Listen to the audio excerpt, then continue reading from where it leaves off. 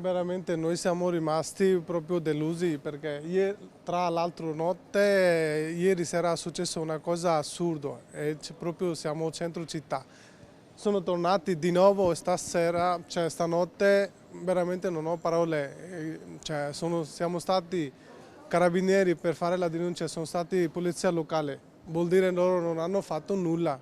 Di nuovo sono entrati oggi, hanno portato via tutti i vini costosi che noi avevamo dentro il locale. Lo shock è ancora evidente del giovane titolare di questo ristorante che assieme ad altri 4 soci gestisce il locale da febbraio nel cuore del centro storico di Vicenza. La notte tra mercoledì e giovedì ignoti malviventi avevano sfondato una vetrina a ridosso della Basilica Palladiana, un danno di migliaia di euro per un malloppo di 300 euro in contanti trovati forzando il registratore di cassa.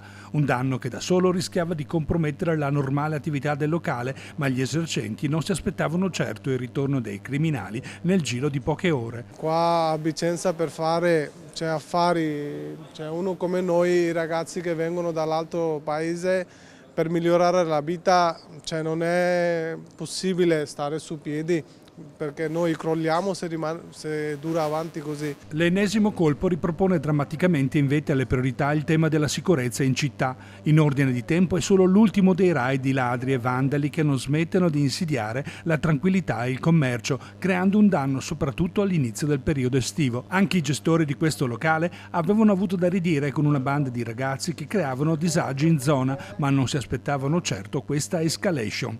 Ecco perché il loro appello alle istituzioni è perentorio. Bisogna fermarli, gente che fanno queste robe, chiediamo comune o Stato più sicurezza, che riesce a dare, uno come noi vuole migliorare la vita, bisogna dare opportunità, possibilità di fare questo tipo di attività.